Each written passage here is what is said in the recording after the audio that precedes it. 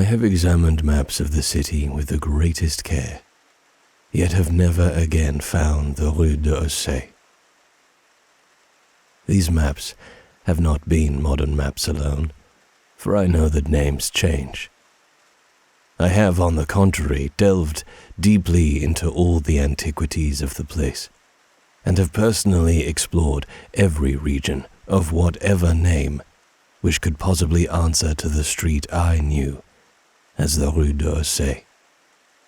But despite all I have done, it remains a humiliating fact that I cannot find the house, the street, or even the locality where, during the last months of my impoverished life as a student of metaphysics at the university, I heard the music of Erich Zann.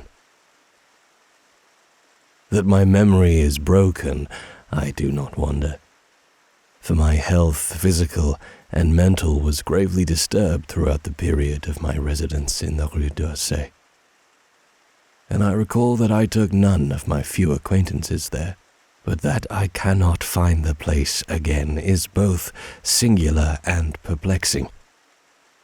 For it was within a half-hour's walk of the university, and was distinguished by peculiarities which could hardly be forgotten by anyone who had been there. I have never met a person who has seen the Rue d'Orsay. The Rue d'Orsay lay across a dark river, bordered by precipitous brick, blear-windowed warehouses, and spanned by a ponderous bridge of dark stone. There was always shadow along that river, as if the smoke of neighboring factories shut out the sun perpetually. The river was also odorous, with evil stenches which I have never smelled elsewhere, and which may some day help me to find it, since I should recognize them at once. Beyond the bridge were narrow, cobbled streets with rails, and then came the ascent. At first gradual, but incredibly steep, as the Rue d'Orsay was reached. I have never seen another street as narrow and steep as the Rue d'Orsay. It was almost a cliff, closed to all vehicles, consisting in several places of flights of steps, and ending at the top in a lofty, ivied wall. Its paving was irregular, sometimes stone slabs, sometimes cobblestones, and sometimes bare earth, with struggling greenish-grey vegetation. The houses were tall, peaked-roofed, incredibly old, and crazily leaning backward, forward, and sidewise. Occasionally, an opposite pair, both leaning forward, almost met across the street like an arch, and certainly they kept most of the light from the ground below. There were a few overhead bridges from house to house across the street. The inhabitants of that street impressed me peculiarly. At first, I thought it was because they were all silent and reticent, but later decided it was because they were all very old. I do not know how I came to live on such a street, but I was not myself when I moved there. I had been living in many poor places, always evicted for want of money, until at last I came upon that tottering house in the Rue d'Orsay, kept by the paralytic Blando. It was the third house from the top of the street, and by far the tallest of them all. My room was on the 5th story, the only inhabited room there, since the house was almost empty. On the night I arrived, I heard strange music from the peaked garret overhead, and the next day asked old Blando about it. He told me it was an old German viol player, a strange dumb man who signed his name as Erich Zann, and who played evenings in a cheap theatre orchestra, adding that Zann's desire to play in the night after his return from the theatre was the reason he had chosen this lofty and isolated garret room, whose single gable window was the only point on the street from which one could look over the terminating wall at the declivity and panorama beyond. Thereafter, I heard Zann every night, and although he kept me awake, I was haunted by the weirdness of his music. Knowing little of the art myself, I was yet certain that none of his harmonies had any relation to music I had heard before, and concluded that he was a composer of highly original genius. The longer I listened, the more I was fascinated, until after a week I resolved to make the old man's acquaintance. One night, as he was returning from his work, I intercepted Zann in the hallway and told him that I would like to know him and be with him when he played.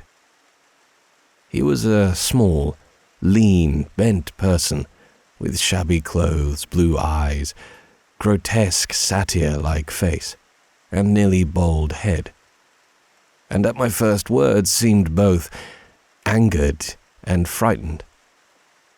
My obvious friendliness, however, finally melted him, and he grudgingly motioned to me to follow him up the dark, creaky and rickety attic stairs. His room, one of only two in the steeply pitched garret, was on the west side, toward the high wall that formed the upper end of the street. Its size was very great, and seemed the greater because of its extraordinary bareness and neglect. Of furniture there was only a narrow iron bedstead, a dingy washstand, a small table, a large bookcase, an iron music rack, and 3 old-fashioned chairs. Sheets of music were piled in disorder about the floor. The walls were of bare boards and had probably never known plaster, whilst the abundance of dust and cobwebs made the place seem far more deserted than inhabited. Evidently, Erich Zann's world of beauty lay in some far cosmos of the imagination. Motioning me to sit down, the dumb man closed the door, turned the large wooden bolt and lighted a candle to augment the one he had brought with him. He now removed his vial from its moth-eaten covering, and taking it, seated himself in the least uncomfortable of the chairs. He did not employ the music rack, but offering no choice and playing from memory, enchanted me for over an hour with strains I had never heard before, strains which must have been of his own devising. To describe their exact nature is impossible for one unversed in music. They were a kind of fugue, with recurrent passages of the most captivating quality, but to me were notable for the absence of any of the weird notes I had overheard from my room below on other occasions. Those haunting notes I had remembered, and had often hummed and whistled inaccurately to myself. So when the player at length laid down his bow, I asked him if he would render some of them. As I began my request, the wrinkled, satyr-like face lost the bored placidity it had possessed during the playing, and seemed to shew the same curious mix of anger and fright which I had noticed when I first accosted the old man.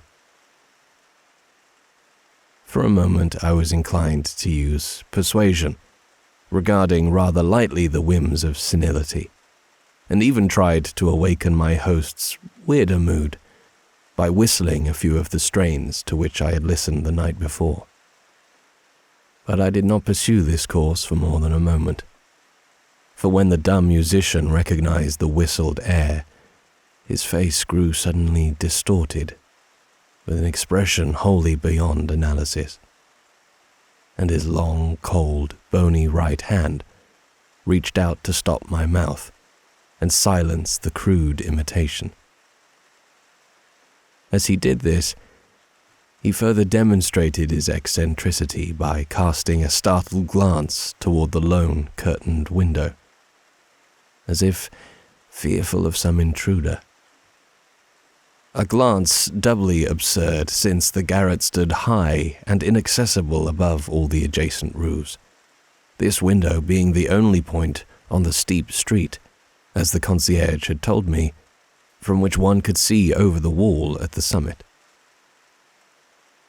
The old man's glance brought Blando's remark to my mind, and with a certain capriciousness, I felt a wish to look out over the wide and dizzying panorama of moonlit roofs and city lights beyond the hilltop, which, of all the dwellers in the Rue d'Orsay, only this crabbed musician could see.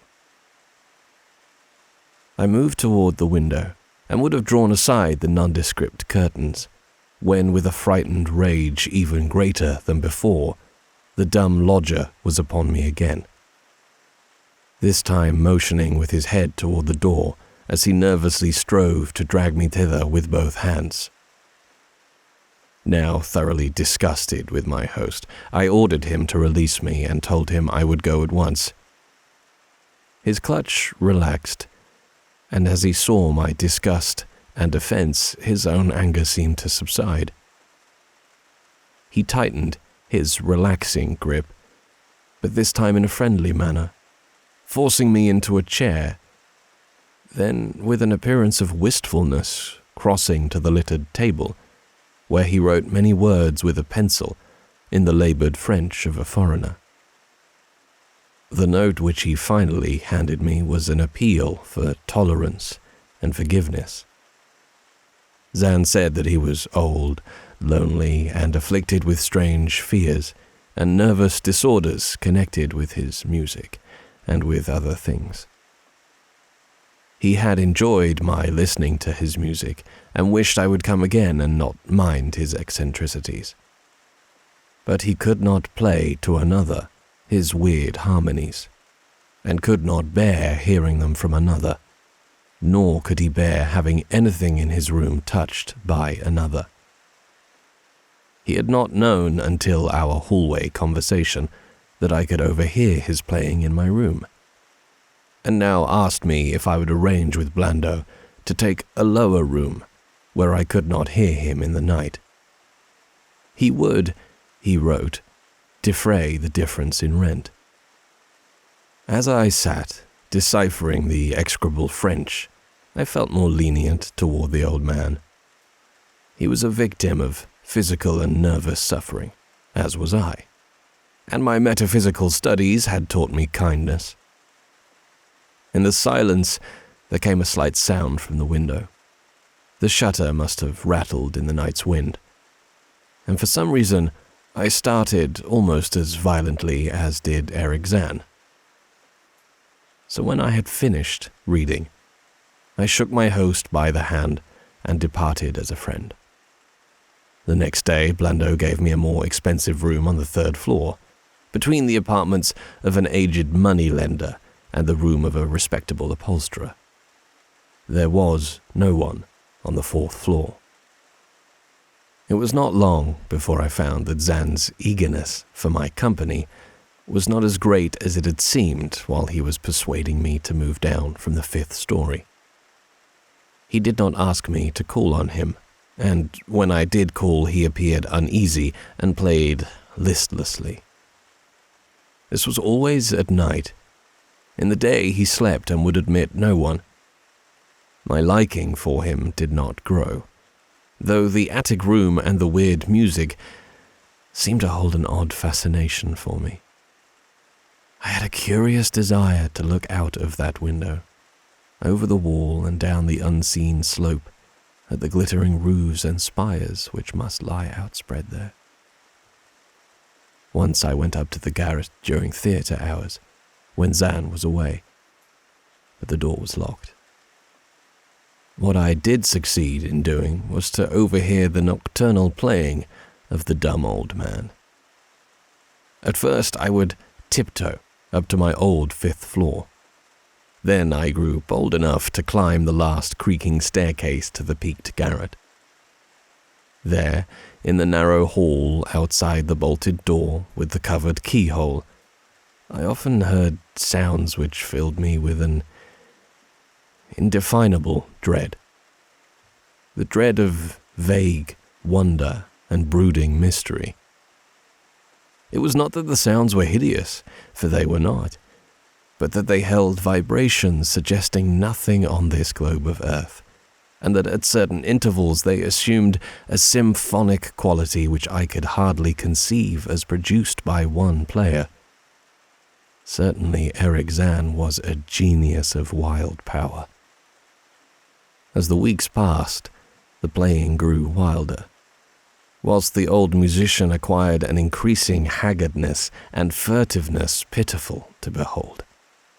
He now refused to admit me at any time and shunned me whenever we met on the stairs.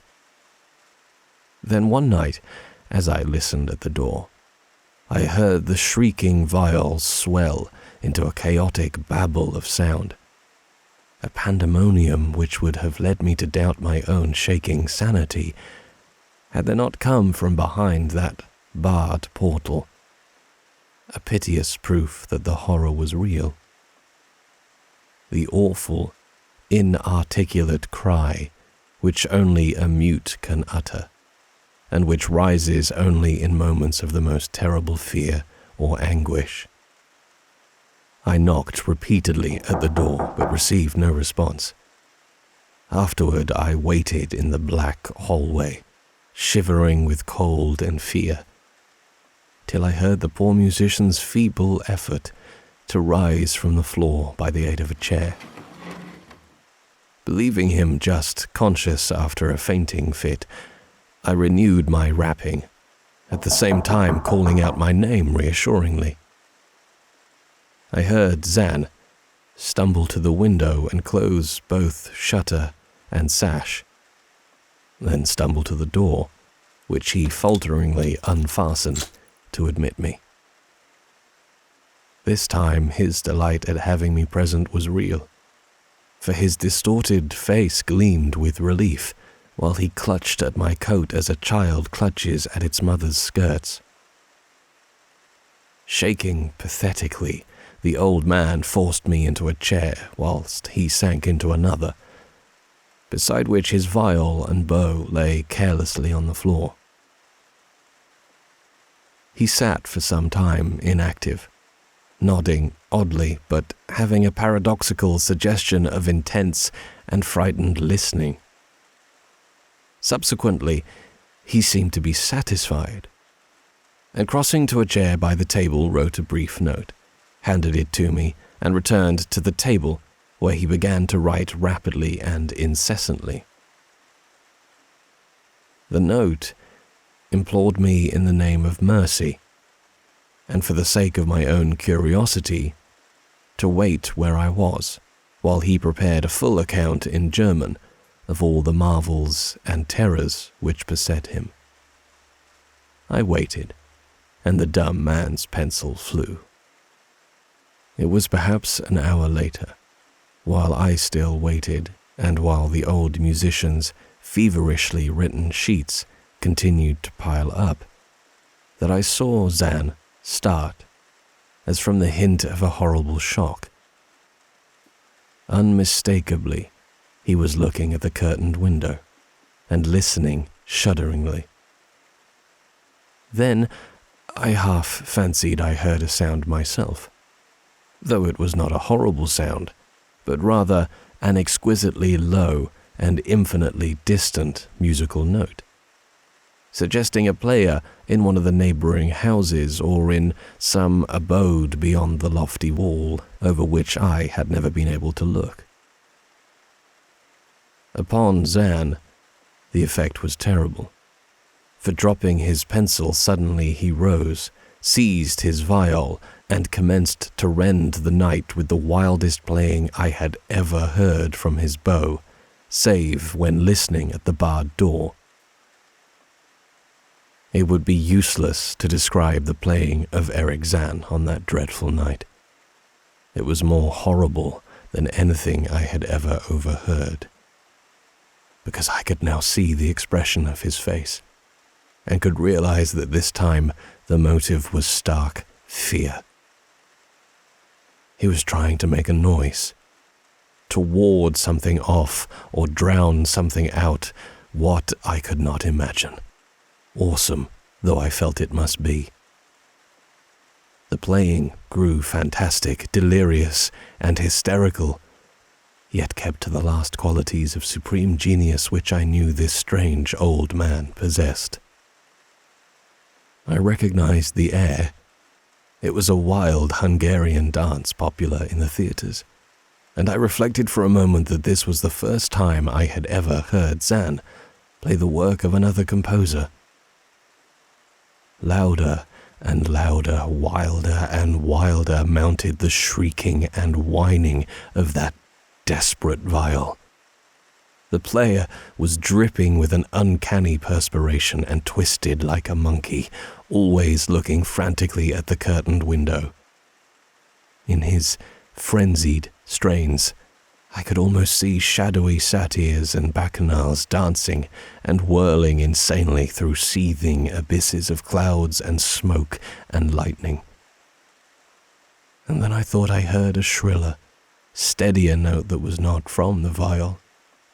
A calm, deliberate, purposeful, mocking note from far away in the west.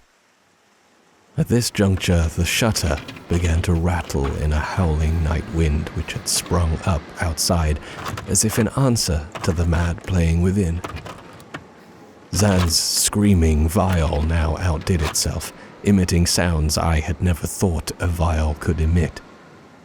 The shutter rattled more loudly, unfastened, and commenced slamming against the window. Then the glass broke shiveringly under the persistent impacts, and the chill wind rushed in, making the candles splutter and rustling the sheets of paper on the table where Zann had begun to write out his horrible secret. I looked at Zann and saw that he was past conscious observation. His blue eyes were bulging, glassy and sightless, and the frantic playing had become a blind, mechanical, unrecognizable orgy that no pen could ever suggest. A sudden gust, stronger than the others, caught up the manuscript and bore it toward the window. I followed the flying sheets in desperation, but they were gone before I reached the demolished panes. Then I remembered my old wish, to gaze from this window. The only window in the Rue d'Orsay from which one might see the slope beyond the wall, and the city outspread beneath. It was very dark, but the city's lights always burned, and I expected to see them there amidst the rain and wind. Yet when I looked from that highest of all gable windows, looked while the candles sputtered and the insane viol howled with the night wind, I saw no city spread below, and no friendly lights gleaming from remembered streets, but only the blackness of space illimitable, unimagined space, alive with motion and music, and having no semblance to anything on earth. And as I stood there looking in terror, the wind blew out the candles in that ancient, peaked garret, leaving me in savage and impenetrable darkness, with chaos and pandemonium before me, and the demon madness of that night baying viol behind me. I staggered back in the dark, without the means of striking a light, crashing against the table, overturning a chair, and finally groping my way to the place where the blackness screamed with shocking music. To save myself and Erich Zann, I could at least try, whatever the powers opposed to me. Once I thought some chill thing brushed me and I screamed, but my scream could not be heard above that hideous viol. Suddenly, out of the blackness, the madly soaring bow struck me, and I knew I was close to the player. I felt a head touch the back of Zann's chair, and then found and shook his shoulder. in an effort to bring him to his senses. He did not respond, and still the viol shrieked on without slackening. I moved my hand to his head, whose mechanical nodding I was able to stop, and shouted in his ear that we must both flee from the unknown things of the night. But he neither answered me nor abated the frenzy of his unutterable music, while all through the garret strange currents of wind seemed to dance in the darkness and babble. When my hand touched his ear, I shuddered, though I knew not why till I felt of the still face, the ice-cold, stiffened, unbreathing face, whose glassy eyes bulged uselessly into the void. And then, by some miracle, finding the door and the large wooden bolt, I plunged wildly away from that glassy-eyed thing in the dark, and from the ghoulish howling of that accursed viol, whose fury increased even as I plunged. Leaping, floating, flying down those endless stairs through the dark house, racing mindlessly out into the narrow, steep, and ancient street of steps and tottering houses, clattering down steps and over cobbles to the lower streets and the putrid, canyon-walled river, panting across the great dark bridge to the broader, healthier streets and boulevards we know. All these are terrible impressions that linger with me. And I recall that there was no wind, and that the moon was out, and that all the lights of the city twinkled. Despite my most careful searches and investigations, I have never since been able to find the Rue d'Orsay.